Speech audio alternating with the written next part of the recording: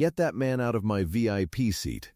Priscilla Vaughn's voice cut through the entire first-class cabin, aimed straight at Marcus Coleman, a black single father sitting beside his 10-year-old daughter in the 2 seats he had legally purchased. The flight attendant altered the records. The station manager threatened security. Every passenger stayed silent and watched. Marcus said nothing back. He simply memorized every name in that cabin, took his daughter's hand, and walked toward the gate without a word of protest. Exactly 5 minutes later, the intercom crackled to life. Every passenger was ordered off the plane immediately. What Marcus had just uncovered was about to cost someone everything. Before this goes any further, if channels like this keep you company on your commute or a quiet evening, take a second to subscribe and turn on notifications. It genuinely helps. Now, back to that gate. Marcus Coleman had learned over 3 long years that grief did not travel in a straight line. That morning it arrived as a date on a boarding pass. Tomorrow marked 3 years since Naomi had lost her fight with the illness that took her too soon, and he'd promised his daughter they'd be in Seattle to honor her the way Naomi would have wanted. Zoe Coleman, 10 years old and quietly observant in the way only children who've lost someone too early can be, sat beside him, drawing the plane's wing through the window. She also had a science fair presentation waiting back home. Marcus had built this trip around both things at once. To anyone glancing at him, Marcus looked like exactly what he appeared to be, a tired father in a worn brown jacket, sleeves faintly frayed, doing his best on a modest budget. Nothing about him suggested he was, in fact, the chairman of Aurelia Atlantic Airlines, the very airline whose plane he was sitting on. Marcus flew this way often, telling no one who he was, because he believed the only way to understand what his passengers experienced was to become one of them. Over the years, he'd noticed small things, a broken armrest, an unhelpful gate agent, and quietly corrected them behind the scenes with a short note the next morning. What he did not yet understand, though he'd learn it within the hour, was that quiet correction only worked when the problems themselves were quiet. Some were not built that way at all. At the gate, an old man struggled past wrestling a suitcase heavier than his arms wanted to carry. Marcus steadied it before it tipped. The man thanked him, breathless, and lowered himself into the next seat with the slow care of a body that had spent decades on its feet. His name was Frank Delgado, 30 years behind a ticket counter, retired now, on his way to see his daughter. They were all the same once, Frank said, when Marcus asked about the industry. You looked after people. Somebody missed a connection, you found them a way home. He shook his head. Now, whoever's got the thickest wallet wins. The rest just get moved around like luggage. Marcus smiled the way you smile at an old man remembering a world that never quite existed the way he remembers it. An ordinary complaint about an industry that had changed. He was wrong. He just didn't know it yet. A few feet away, Zoe had stopped. A woman named Karen Mills was struggling to find anywhere for her son to sit. The boy, Micah, couldn't have been older than 8, his leg in a cast that made every step painful. Every chair near the gate was taken. Zoe stood without being asked, offered Micah her chair, and settled onto the floor with her sketchbook, insisting she didn't mind. Exactly the kind of thing Naomi used to do, noticing the person who needed help before noticing herself.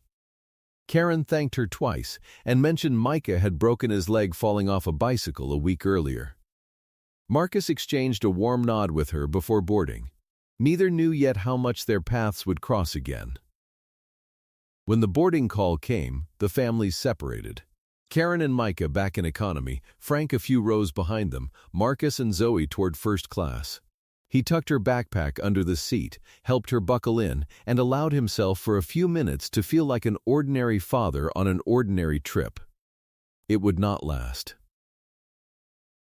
Priscilla Vaughn boarded the way she did everything, as though the world existed slightly behind schedule, waiting to catch up. A crisp white designer suit, an assistant trailing behind. She was flying to Seattle to close the largest deal of her career and needed privacy for a confidential video call the moment the plane landed.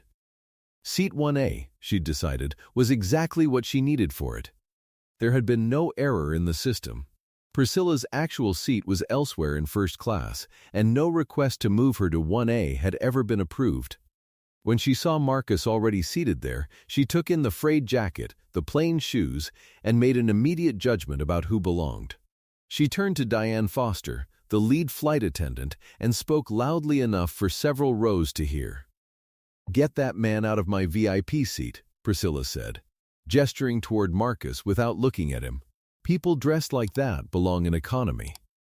Diane checked the manifest and saw clearly that Marcus's name was on 1A. She knew in that instant what the truth was.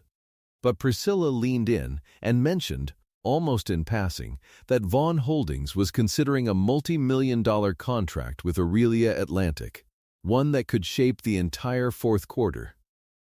She never gave a direct order. She simply implied that employees who knew how to treat important clients tended to be remembered favorably when negotiations moved forward. Something in Diane's posture shifted. She told Marcus there might have been a system error and asked him to step out while it was sorted. Marcus handed over his boarding pass and asked her to check the central reservation system directly, certain the record would clear it up. Diane glanced at the tablet, saw the same information confirming his seat, and turned the screen away before he could see it. Nearby, a younger flight attendant named Tyler Brooks had looked at the original seating chart earlier when the software briefly glitched during meal prep and photographed the screen out of habit. That photo happened to capture Marcus in 1A, Zoe in 1B, and Priscilla at a different seat altogether. Tyler had no idea yet how much it would matter. Diane proposed moving Marcus to a seat near the back while keeping Zoe in 1B. And if he refused, both would wait until everyone else had boarded and take whatever remained. Zoe gripped her sketchbook, and Marcus felt something harden at the suggestion that a 10-year-old might be separated from her only parent to accommodate one woman's preference for a phone call angle.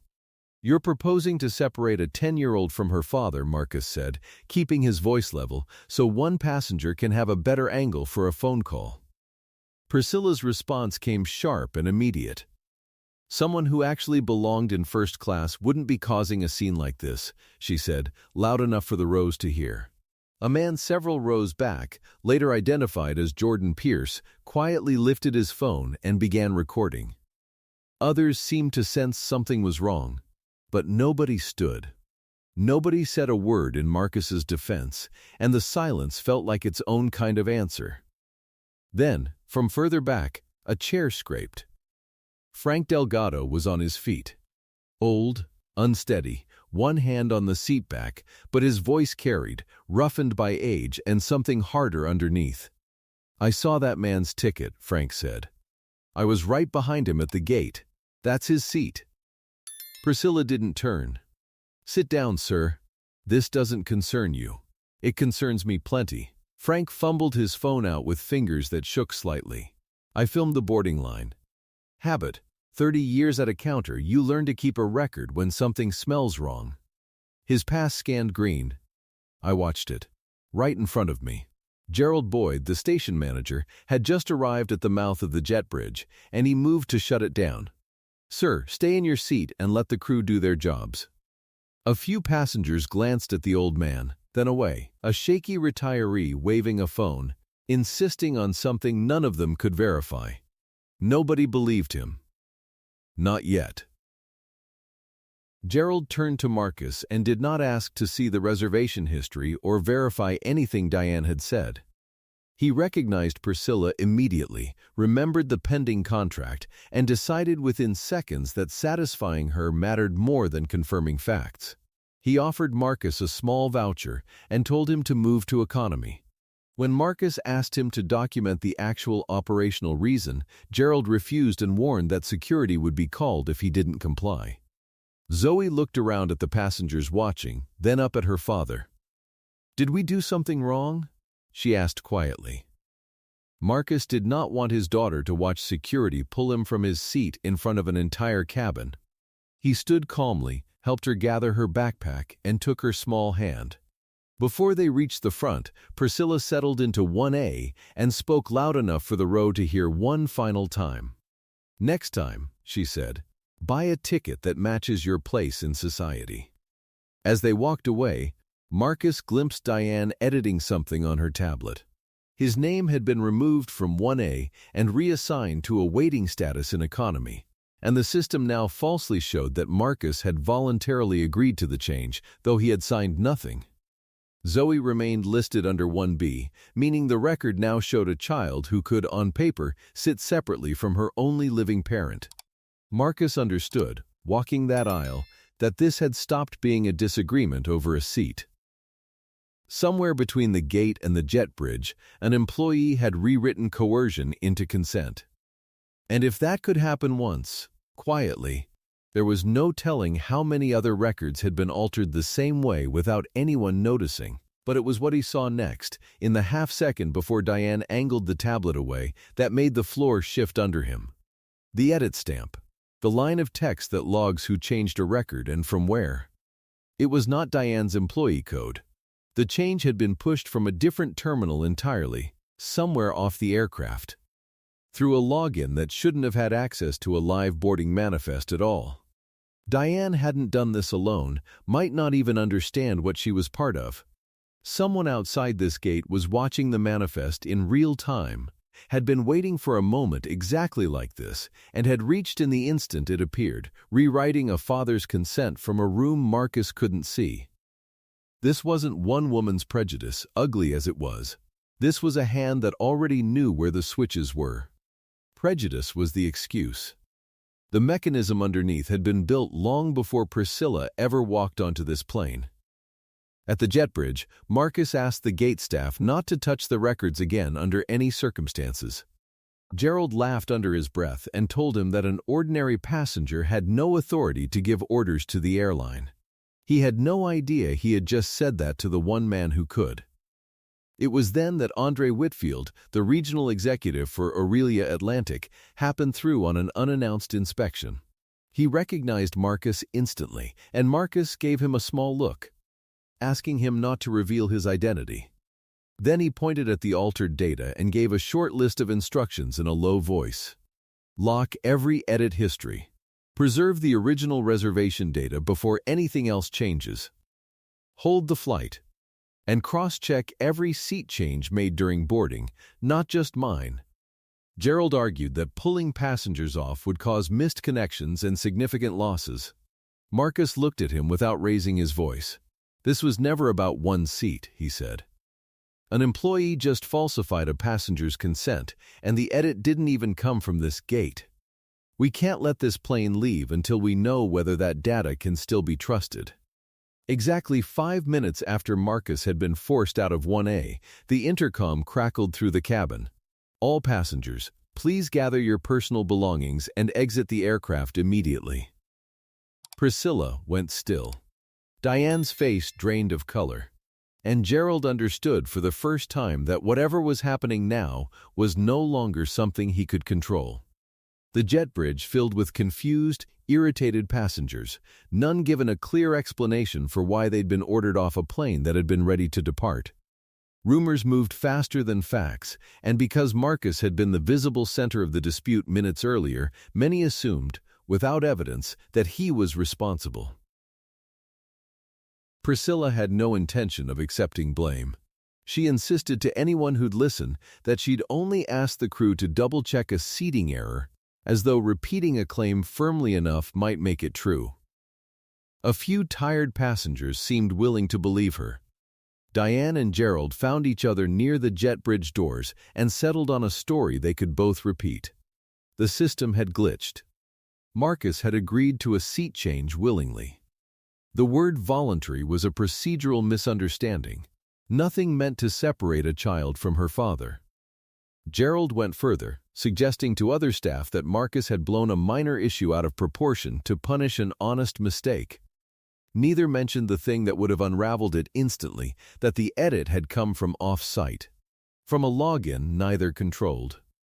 Diane, because she was afraid of what it meant. Gerald, because he already knew.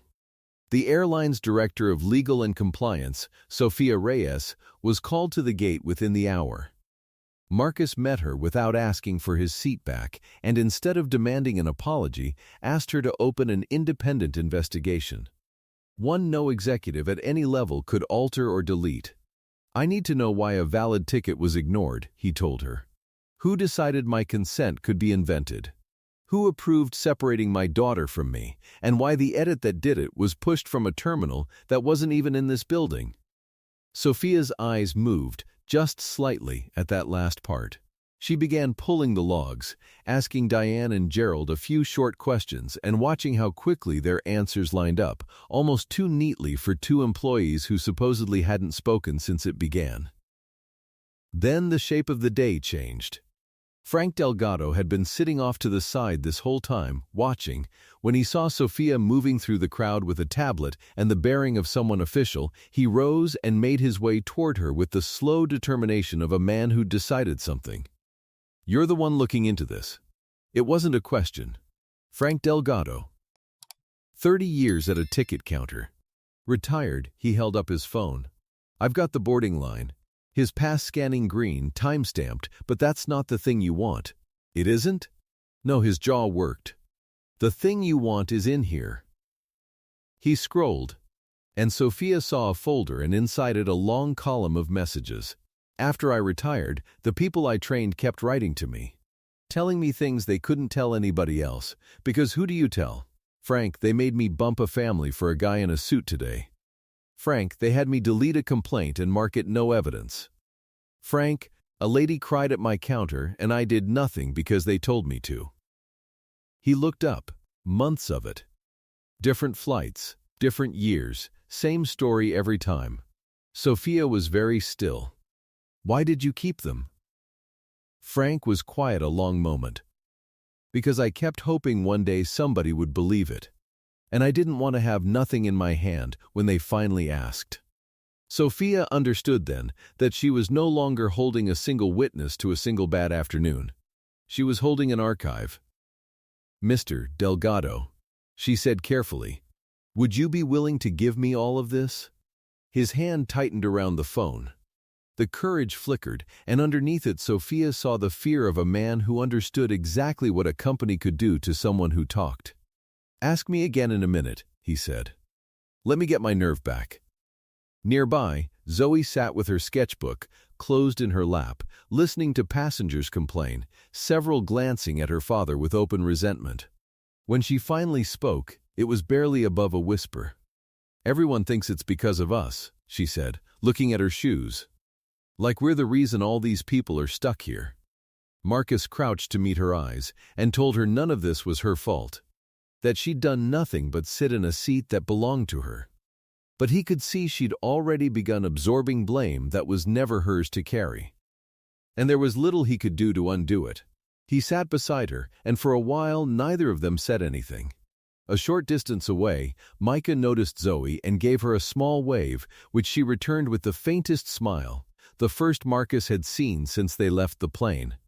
A small thing, but it reminded him that even in a crisis, kindness still moved quietly between people who had no reason to owe each other anything. Gerald, impatient and aware of how many delayed passengers were watching, instructed airport security to remove Marcus as an obstructive passenger. Two officers began walking toward him, and for a moment it seemed the confrontation would repeat itself even more publicly. Andre Whitfield stepped in before security could act, positioning himself between the officers and Marcus. He'd watched the whole scene with growing discomfort, and he was no longer willing to let Gerald's version stand unchallenged. "Chairman Coleman," Andre said, his voice carrying clearly across the gate area. "The data has been locked as you requested." The words landed like a weight dropping onto the room. Conversations stopped. Phones lowered. Gerald's face drained of color, and Diane stood frozen. Priscilla turned slowly from her call and looked at Marcus properly for the first time.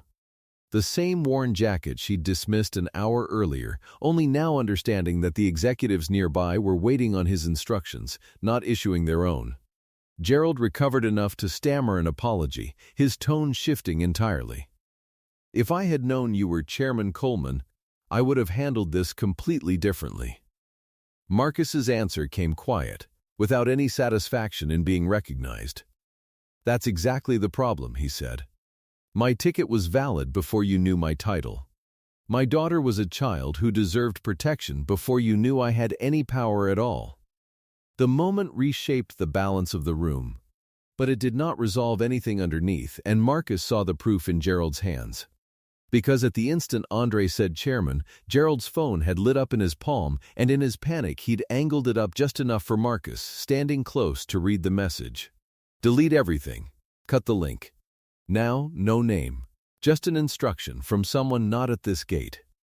Arriving at the precise moment things began to go wrong, the way the edit had arrived at the precise moment Marcus stood up from 1A. And Marcus understood, with cold clarity, that Gerald was not the top of anything.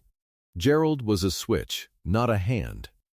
The person who'd rewritten a father's consent from an off-site terminal, the person Frank's whole archive circled without ever naming, sat somewhere much higher inside this airline, and had just told Gerald to burn the evidence. Priscilla was today's customer. Someone else was the seller. And the seller had just tipped his hand. Priscilla needed only seconds to recover, her certainty returning, only aimed in a different direction. She denied ever ordering anyone to take Marcus's seat and suggested he was now using his position as chairman to turn a misunderstanding into personal revenge, reminding everyone that it had been his decision, not hers, to ground an entire flight minutes after losing an argument. By the time the gate quieted, Priscilla had already begun shaping a version of events far more dangerous than anything Gerald or Diane could manage. A wealthy chairman, disguised as an ordinary passenger, entrapping employees and punishing hundreds of travelers because he hadn't been treated the way he wanted. His title had protected the evidence, but it had also handed her a more convincing weapon. Sophia's early findings confirmed everything. Marcus had legally owned 1A, Zoe 1B, Priscilla's ticket placed her elsewhere. There had been no system error, and Marcus had never agreed to give up his seat. Diane had made the visible edit, and Gerald approved it, but the edit that mattered had been pushed through a login belonging to neither. From a terminal off the aircraft. Sophia flagged it and said nothing, understanding that naming it too early would tell the wrong person exactly how close she was. Before she could finish her report, a video began circulating, stitched together from short clips passengers had posted during the chaos. It showed Marcus arguing over a seat, being escorted away, Andre revealing his title, and the announcement to deplane. Left out was Priscilla's insult, Diane's refusal to check the ticket, and Zoe's quiet question. What remained looked, to anyone scrolling past, like an executive throwing a tantrum and punishing a flight of strangers. The caption spread faster than the footage. The chairman had grounded a plane full of passengers because he'd lost his VIP seat. But this time, the video did not get to stand alone. Frank Delgado's former co-workers, the ones who'd written him all those private messages, who'd spent years being told to look away, saw the clip. And something in them that had been clenched for a very long time finally let go. One posted his own raw footage, unedited, from a phone held low near the gate. It began earlier than any viral clip, early enough to catch Priscilla's voice. Clear and unmistakable, people dressed like that belong in economy. Then another former agent posted a screen recording of a years-old complaint marked closed, insufficient evidence, the passenger's desperate words still visible underneath. Then another. And then Karen Mills, sitting beside her son with his cast propped on a spare seat, lifted her own phone and recorded herself. Her voice shaking but certain. "I was there," she said. "That man helped my son when nobody else would even give him a chair." Whatever that video is telling you, it's leaving out the part where a little girl asked her daddy if they'd done something wrong. Silence had been contagious in that cabin. But it turned out courage was too. It just needed one person old enough, or tired enough, or brave enough to go first. Frank had gone first, on a shaky leg in a first-class aisle. Now the whole chorus was finding its voice. News outlets picked up the original clip by morning. Priscilla seized the moment, announcing that Vaughn Holdings would reconsider its contract entirely and hinting she might pursue legal action over what she called reputational damage. A threat calculated precisely to reach the one audience capable of overturning everything Sophia was building toward. That audience arrived as Preston Hale, a longtime board member who'd maintained a relationship with Vaughn Holdings for years. He pressed Marcus to end the investigation, framing it as the only way to protect the company from a crisis that could cost far more jobs than the incident ever threatened, in the calm tone of a man who believed himself the only adult in the room. And Marcus, listening, felt the cold click of something falling into place. Preston was pushing too hard, too fast. A board member protecting the company would have asked questions. What happened? What did the data show? How bad is our exposure? Preston asked none of them. He only wanted it to stop, the way a man wants a thing to stop when he already knows what an honest look will find. Marcus said nothing to Preston. But that night he asked Sophia to quietly pull every thread connecting Preston Hale to Vaughn Holdings and to trace where the deleted complaints in Frank's archive had gone once they left the gates they were filed at. Under the same pressure, Diane and Gerald quietly changed their accounts, now claiming they'd felt pressured the moment they learned Marcus's identity, suggesting, without saying it, that he'd threatened their careers rather than the reverse. Tyler Brooks, still holding the time-stamped photograph, grew afraid that handing it over could cost him his job, or worse, expose him to legal consequences for photographing internal data. He opened and closed that folder several times the first night, never quite deciding. When Sophia brought him in, he hesitated, unwilling yet to risk everything he'd built for a stranger's cause, however much he privately suspected that stranger was telling the truth. Sophia kept digging, and what she found went far beyond a single record. Dozens of older complaints surfaced from the airline's own files, describing a familiar pattern across years. Passengers pressured into giving up seats for wealthier travelers, parents separated from children, records falsely showing volunteer downgrades, complaints closed quietly, without anyone ever interviewing the passengers who filed them. Nearly all had passed through Gerald's office. But when Sophia layered Frank's archive over the official record, the trail didn't stop at a station manager. It kept climbing. The deletions, the quiet closures, the money that made unhappy passengers stop being a problem, it all threaded upward, out of the gates, toward a single fund that only one signature could authorize. Preston Hale's. It was not an isolated failure. It was a pattern deliberately allowed to continue because the man at the top had built the machine that buried the evidence. Marcus, absorbing everything Sophia had uncovered, began to understand that his years of quiet, anonymous inspections had only ever shown him small, isolated moments, mistakes he could correct one employee at a time, without ever disturbing the systems beneath them. Underneath, an entire structure had been built to bury complaints that might have exposed something larger. And his own habit of fixing problems privately, without ever demanding accountability from the system itself, had let that structure stand for years. He'd prided himself on noticing what others missed, but noticing quietly, correcting quietly, never forcing an uncomfortable conversation into the open, had left the people harmed with nowhere real to turn. Sometimes, he understood now, fixing a thing quietly was just another way of keeping it hidden. Before the story reaches its hardest turn, if you've made it this far, if any of this has landed, take 1 second to subscribe. It's free, and it genuinely keeps a small channel like this one going. Now, back to Frank. Because they came for Frank first, the old man called Marcus 2 nights before the hearing, and his voice was not the steady, stubborn voice from the aisle. It was thin.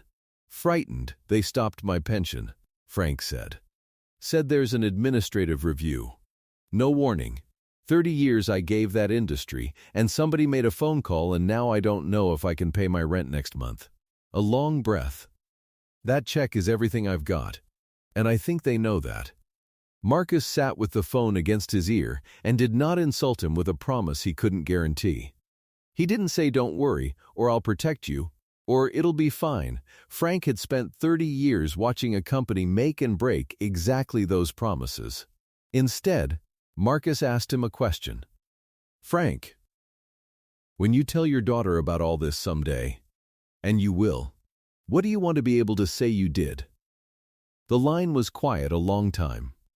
Long enough that Marcus wondered if the call had dropped. Then, roughly, I want to say I gave you the phone. Then that's the only thing you have to decide tonight. Frank Delgado turned his archive over to Sophia the next morning. Every message, every timestamp, every private confession of every agent who'd been made to look away. Fear was contagious too. Frank knew that better than anyone, had watched it spread down a counter and silence good people one at a time. But he broke the chain anyway, with shaking hands and a suspended pension, because an old man had decided how he wanted his daughter to remember him. The hearing convened in a boardroom with cameras recording, and for the first hour it went the way Preston Hale expected. He sat with the calm of a man holding better cards. Priscilla's attorneys reframed. Diane and Gerald hedged. The viral video played in the silence like a verdict already reached. Then Sophia laid down the evidence, and the cards changed hands. The timestamp tablet logs, contradicting Diane and Gerald down to the minute. The off-site edit stamp, proving the change to Marcus's consent, had come from a terminal none of the gate staff controlled. And finally, Tyler Brooks, who'd opened and closed that photo 100 times, terrified, walking to the front of the room and setting his phone on the table, his hands shaking. I'm not doing this for a stranger, Tyler said, looking at no one and everyone. I keep thinking about the little girl, the one who asked her dad if they'd done something wrong. He swallowed. You don't have to be a hero to do the right thing, you just have to not be able to forget somebody's face. The photograph showed it plainly. Marcus in 1A, Zoe in 1B. Priscilla listed somewhere else entirely. No error, no ambiguity, the truth, captured by accident, that weeks of pressure had failed to erase. And then the thing Preston had not planned for began to happen. One by one, Frank's former co-workers came online, some by video link, faces filling screens around the room, some through written statements Sophia read aloud. Years of people who'd been made to stay silent, each believing they were the only one, and the moment one spoke, all of them did. A gate agent describing a family split apart for a donor's convenience. A supervisor ordered to close a complaint and mark it no evidence. A young woman barely out of training who said simply, I did what they told me. I felt sick about it for 2 years. I'm sorry. Preston Hale's calm, reasonable, only adult in the room tone did not survive it. Because he was no longer facing one black father with a grievance and a good lawyer. He was facing a decade of the silenced, all speaking at once, in a room where the cameras were still rolling. Justice, it turned out, did not arrive as a single hero winning a single argument. It arrived as a chorus, as everyone who'd been forced to look away deciding, in the same hour, to look straight at it. Confronted with evidence she could no longer talk her way around, Priscilla did not keep fighting. Standing before the board and the cameras, she admitted, for the first time, that she had been wrong, that she'd looked at a man's worn jacket and decided he didn't belong, and that a valid ticket had never been the point for her. I saw that little girl's face at the gate, she said quietly, unsteady for the first time. A child asking her father if they'd done something wrong. I did that. There's no version of this where I get to pretend I didn't. Marcus listened without satisfaction in her admission. But Preston Hale did not break the way Priscilla broke. When Sophia set the fund records in front of him, the deleted complaints, the money that had made unhappy passengers disappear, all authorized by a single signature unmistakably his, Preston did not cry, or apologize, or claim he'd been pressured. He looked at the papers, then at Marcus, and said it plainly, in the same reasonable voice he'd used to tell Marcus to end the investigation. It was a business model. He didn't even lower his voice. People will pay for silence. Wealthy passengers pay to be comfortable. The company pays to make complaints go away. I simply set the price. A faint, cold shrug. Every one of them agreed to the transaction, including the ones you're so upset about. It was the coldest moment in the room. Not rage, not remorse, just the mild inconvenience of a man who'd been caught discussing the machinery of other people's humiliation as though it were a line item. He had reduced Zoe's question, "Did we do something wrong?" to a cost of doing business, and felt nothing at all. Marcus did not offer him a path forward. He'd offer others one because they'd been afraid, or broken, or capable of shame. Preston was none of those things. He'd built the machine, priced it, and slept fine. Some wounds cannot be quietly corrected. Some have to be cut out. What followed, Marcus shaped with a care that surprised the board. For Priscilla, rather than letting the board strip her of everything at once, he proposed a different path. She would apologize directly to Zoe. And instead of a permanent ban, enter the airline's own anti-discrimination training as a participant, learning alongside employees rather than standing above them. When that apology finally happened, days later, in a small office away from any cameras, Priscilla knelt to meet Zoe at eye level and told her she was sorry for the words she'd said at the gate. And sorrier still that a 10-year-old had been made to feel like she didn't belong somewhere she had every right to be. Zoe studied her a long moment before answering that she forgave her, though she added, in the plain way children sometimes cut straight to the truth, that she hoped Priscilla would remember it the next time she wanted to be unkind to somebody. Diane Foster, given the chance to speak honestly, admitted she'd been terrified of losing her job while raising a child alone, and that fear had made her vulnerable to exactly the pressure applied to her. Marcus, a single father himself, recognized something familiar in it and offered her a path to make amends. She would stand publicly beside Tyler to protect him from retaliation and help restore the buried complaint files. Her apology came quietly, in a hallway outside the hearing room. She'd thought about Zoe's face every night since, she said, and no amount of pressure should have made her look away from a scared child. Marcus accepted it without pretending it erased anything, telling her only that what mattered now was what she chose to do next. Gerald Boyd received no similar path. The deleted complaints traced back through his office repeatedly, over years, and extending the same grace would blur the line between forgiveness and simply ignoring real harm. He was suspended immediately and terminated once the disciplinary process concluded. And Preston Hale received the least grace of all, because he'd earned it. He was removed from the board, and the fund records, the deleted complaints, the payments, the entire priced machinery of silence were turned over to prosecutors. The man who'd called it a business model would answer for it as something the law had a much uglier word for. Marcus's authority as chairman was fully restored, though he did not treat it as a victory. His first act was a public apology to every passenger ever affected by the pattern Sophia uncovered, admitting plainly that the failure belonged to a leadership structure that had never given ordinary people a safe way to be believed, himself included. New policies followed quickly. Every seat change would now require electronic confirmation from the passenger. Children could never be separated from a guardian without documented consent. Discrimination complaints would move through an independent channel separate from station management, and employees would have explicit protection for refusing instructions that violated procedure. And every edit to reservation data would be permanently logged in a system no local manager and no off-site login and no board member could alter or erase. And there was one more thing Marcus insisted on personally. He called Frank Delgado back in. The suspended pension was restored in full, with an apology for the way it had been used as a threat.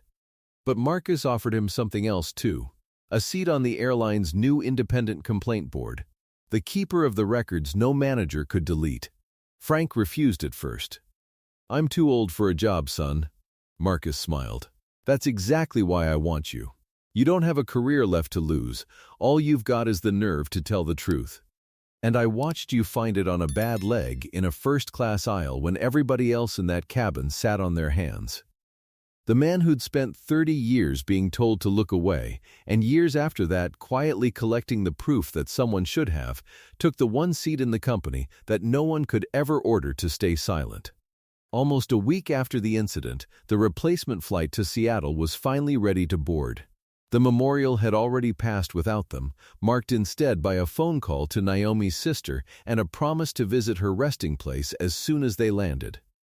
Zoe's science fair had been rescheduled by an understanding teacher who'd seen the story on the news and asked no questions beyond whether Zoe was all right. At the gate, Andre arranged for Marcus and Zoe to take their original seats, 1A and 1B. Nearby, they found Karen Mills and Micah once again rebooked onto the same flight. The boy still wincing every time he shifted his weight in the narrow gate seating that had never been built to hold his leg comfortably. Marcus did not hesitate. He quietly offered the first-class seats to Karen and Micah, then led Zoe back toward economy, settling in beside her the way he'd settled beside Naomi on countless ordinary flights years earlier. It closed a small circle that had opened at the very start of the day, when Zoe had given up her own chair to a stranger's son without being asked, simply because someone else needed it more. And a few rows behind them, easing into a window seat with a boarding pass held in a hand that no longer had to shake, was Frank Delgado, on his way, at last, to see his daughter not in a uniform this time, but as a passenger the airline had finally chosen to honor rather than use. Zoe spotted him and waved. Frank waved back, grinning, and never knew that the little girl grinning at him from a few rows up was the first link in the whole chain. That a decade of buried complaints had begun to surface because a 10-year-old gave up a chair, and an old man decided to hand over a phone, and a father chose to hold a plane at the gate rather than let a quiet wrong stay quiet. Kindness, it turned out, worked the same way silence did. It started with one person, and nobody could ever say where it would stop. From a distance, waiting for a different flight, Priscilla watched the exchange happen. She said nothing, and no one expected her to. She simply carried the image with her, the first small lesson in a much longer process. Real power, Marcus had come to understand, was never measured by the seat a person managed to hold on to.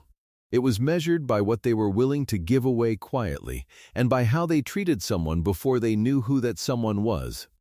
The decision to give up a seat, to forgive the people who could still be reached, to cut out the ones who couldn't, and to build something better out of a bad afternoon at a gate. If this story moved you even a little, consider subscribing so you never miss the next one. Thank you for spending this time with Marcus and Zoe, and remember to notice the people around you who might need to be seen a little more than they need to be feared. We'll see you in the next story.